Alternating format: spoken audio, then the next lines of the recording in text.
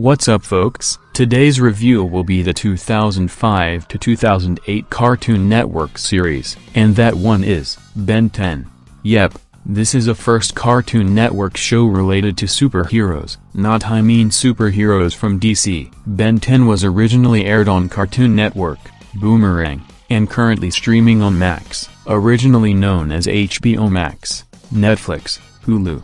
It's beta on Disney+, Amazon Prime Video, Google Play Store, iTunes, Apple TV, Sling TV, DirecTV, Spectrum On Demand, and YouTube. The series centers around Ben Tennyson, a 10-year-old boy on a cross-country summer vacation, with his cousin Gwen and their grandfather Max, on their first night camping in their grandfather's RV affectionately named the Rust Bucket.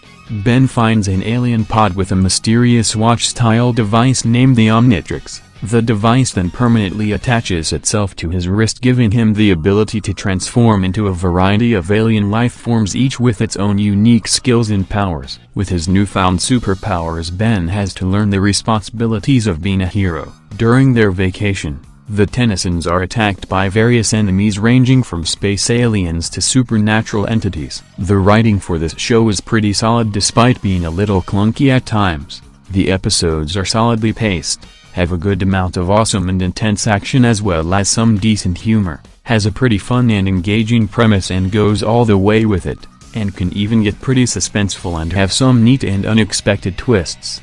However, some of the multiverse stories that are sprinkled in from time to time can be confusing to some viewers. There are also some pretty solid episodes like And Then There Were 10, Hunted, Kevin 11, The Alliance, Lucky Girl, Secrets, Truth, Gwen 10, Tough Luck, Ghost Freaked Out, Dr. Animal and the Mutant Ray, Back with a Vengeance, Ben 10,000, Merry Christmas, The Visitor, Perfect Day, Ken 10, Be Afraid of the Dark, and the three-part movie Secret of the Omnitrix. But there are also some bad episodes too, like Game Over, Goodbye and Good Riddance, and Super Alien Hero Buddy Adventures. The action scenes are incredibly well done and provide the show with some very solid and intense excitement and suspense, like whenever Ben goes alien to either escape from a tight spot, save people, or face off against one of his enemies. And he's often not alone in the action, as sometimes he has Gwen and Max by his side. The show does also have some pretty decent humor,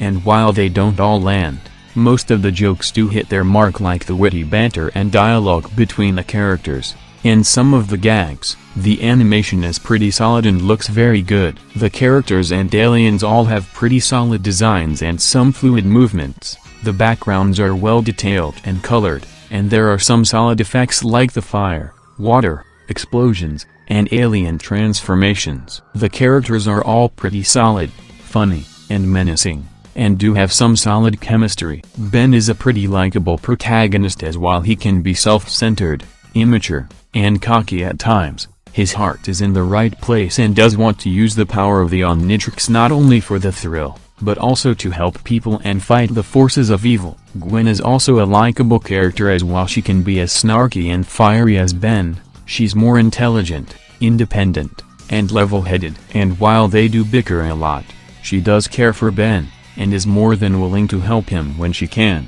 Max might be the best character in the series, as he's very stern but caring when it comes to his grandchildren, but he's also very tough and knows when to get into the action, and is willing to put his life on the line to help Ben. The aliens Ben transforms into with the Omnitrix are pretty damn cool with their designs and varying powers and abilities. My favorite ones would have to be Heat Blast, Upgrade, Diamond Head, XLR8, Wildvine, Cannon Bolt, Way Big, Ghost Freak, Forearms, Stinkfly, Blitzwolfer, Frankenstrike, Snarrow, Arctigana, and Upshuck. The villains Ben, Gwen, and Max face off against are all mostly very solid and can be very intimidating and menacing, like the ruthless Vilgax, the vengeful Kevine, the strange Dr. Animo, the mysterious Forever Knights, the creepy Zombozo, the powerful Hex and his niece Charmcaster, and deadly bounty hunters and mercenaries like 6-6,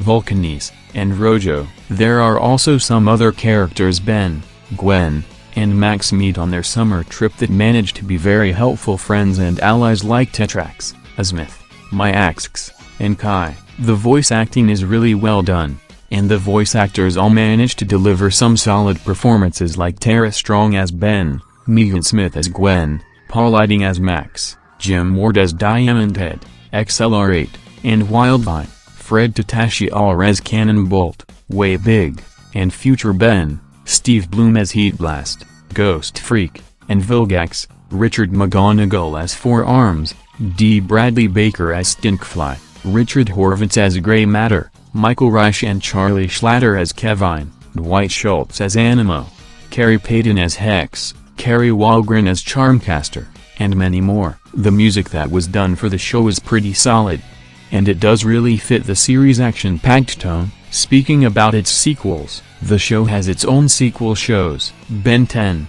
Alien Force in 2008, which came out the same year that the original Ben 10 got cancelled, Ben 10, Ultimate Alien in 2010, which came out the same year that Ben 10, Alien Force got cancelled, and Ben 10, Omniverse in 2012, which came out the same year that Ben 10, Ultimate Alien got cancelled. I'll do review on these sequel shows later. And what is my verdict on this show?